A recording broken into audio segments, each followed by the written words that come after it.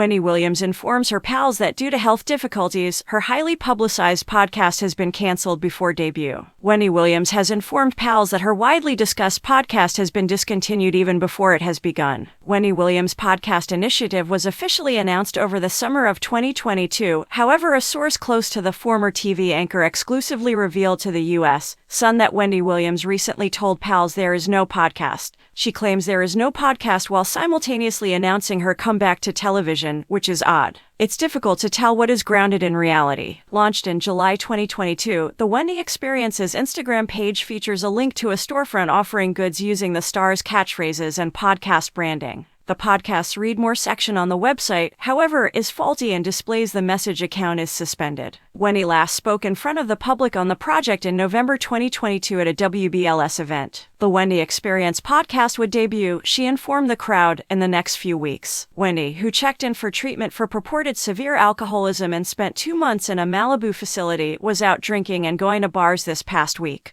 Wendy was drinking Cosmos with a group she had met earlier that evening in New York City, according to a source who spoke exclusively to the U.S. Sun on March 17.